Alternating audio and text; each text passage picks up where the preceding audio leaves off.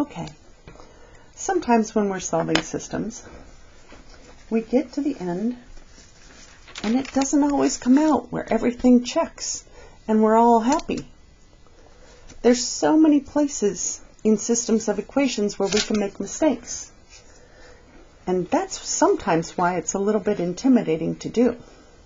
So I'm going to take a look at this equation now. Y equals 1/3 x minus 3. And I'm going to graph it and compare it to y equals negative 1/3 x plus 1. Now I'm going to warn you. I'm going to make a couple of mistakes on purpose. And if you catch them, great. But you want to pay attention. I'm still going to walk through the whole problem as if I didn't make a mistake. So pay real close attention. If you see it, great. If not, and if you see it and you want to shout out to me and let me know, you can try. I'm probably not going to hear you, but, give me your best shot. Your family will wonder why you're screaming at your computer screen. Okay, so here I have my y equals 1/3 x minus 3. I want to graph that right next to y equals negative 1/3 x plus 1. So let's see what that looks like. So I'm going to start with my y-intercept, which is 1. I'm going to go right here. And then I have my slope is negative 1/3 x. So that's down 1 and over 3. And down 1 and over 3. And down 1 and over 3. Just like that. Then I'm going to take the ruler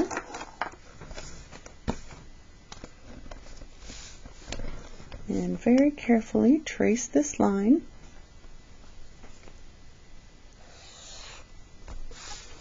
Looking for my point of intersection. And fortunately, it looks really clear, doesn't it? Right here at 3, negative 2. So it looks like my solution for this system is 3, negative 2. Great. So now let's check that. So I'm going to start with this equation over here. I'm going to have my y values equal negative 1/3 times the x value plus 1. All right, plugging that in. The y value is negative 2. The x value is positive 3. So negative 2 equals, what's 1/3 of 3? Well, 1/3 of 3 is just 1. 1 times negative 1 is negative 1 plus 1.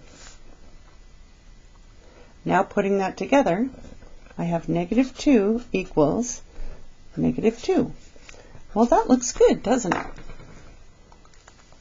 All right, now I'm going to check my other equation. Over here, I'm going to have y equals positive 1/3 times x minus 3.